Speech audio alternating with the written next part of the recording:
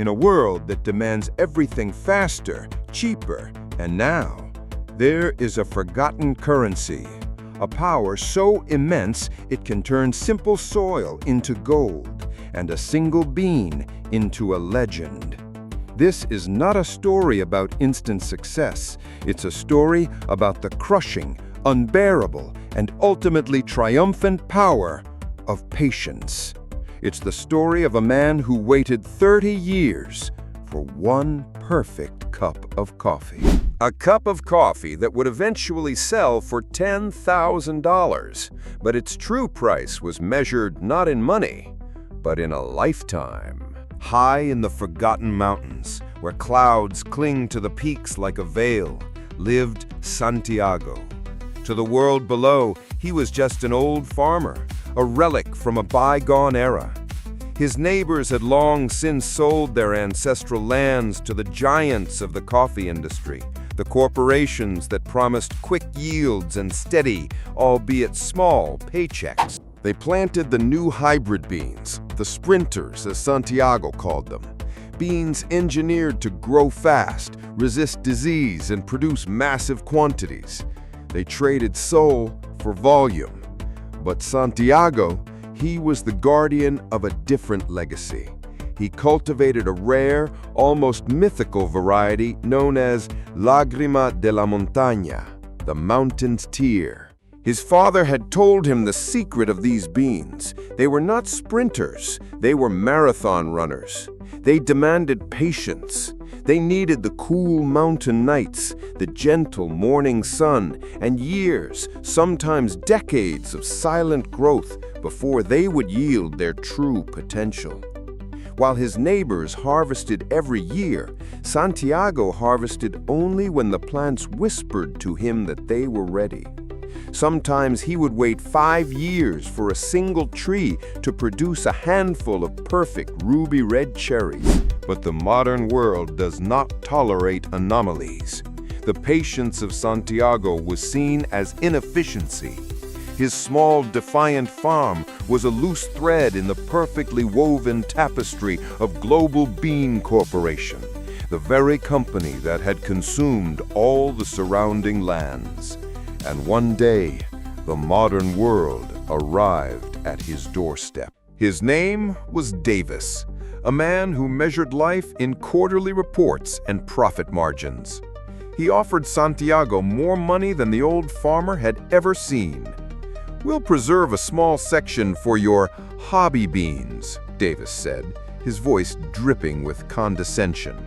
"But the rest we need to modernize. We can increase your output by 5,000% in 2 years. Santiago saw not disrespect for himself, but for the land, for his father's legacy, for the very soul of the coffee. He refused. Davis left with a veiled threat. "The world moves forward, old man. Those who stand still get left behind or run over." And so the quiet war began.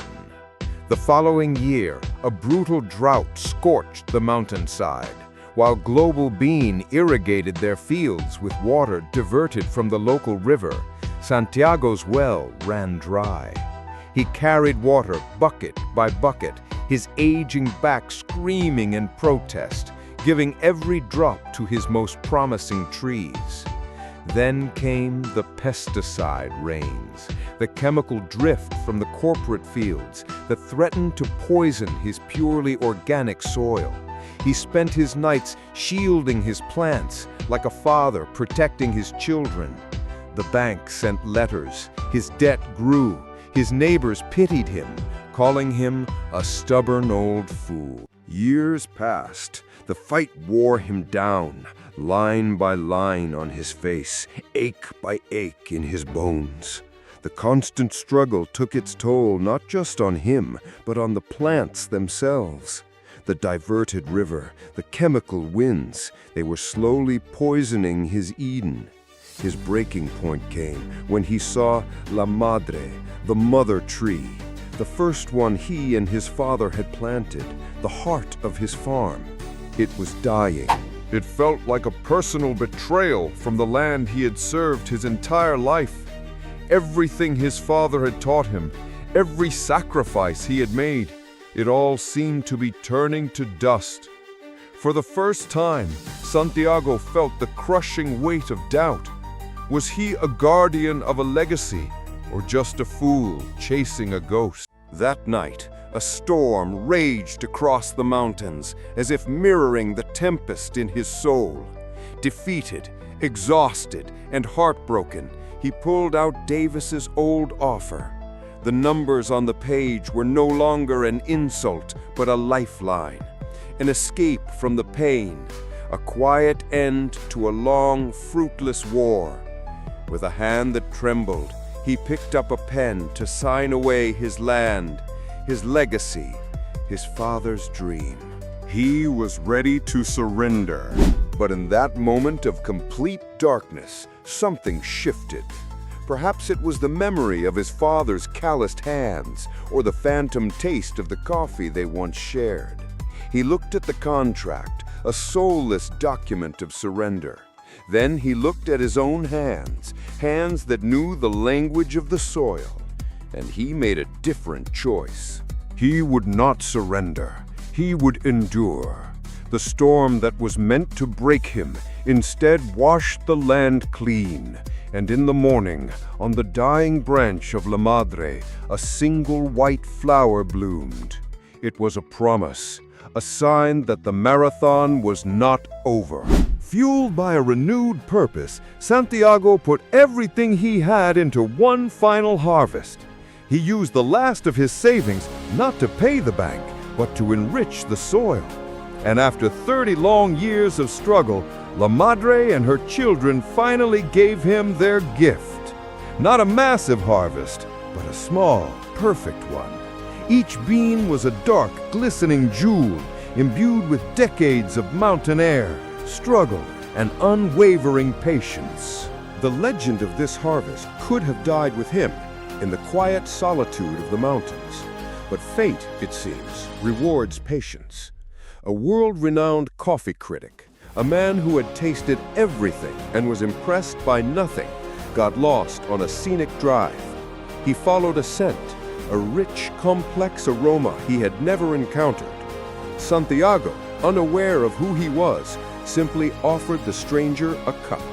In that single cup, the critic tasted not just coffee. He tasted the 30-year wait. He tasted the droughts and the storms, the fight against the corporation, the unwavering love of a farmer for his land. He didn't just taste it, he felt it. The next week, his review was published. He gave it a score that was considered impossible, 100 out of 100. He called it not coffee, but liquid patience. The world came rushing in. Offers, interviews, money beyond his wildest dreams. Global Bean tried to buy him out again, this time for a fortune. He refused. He didn't need their money. He had something far more valuable. He had proven that in a world obsessed with speed, true quality cannot be rushed. That the longest path often leads to the highest peak. Santiago's legacy was never about becoming rich. It was about staying true. And his story serves as a timeless reminder. Some things are worth waiting for. The greatest victories are not won by the fastest, but by the most patient.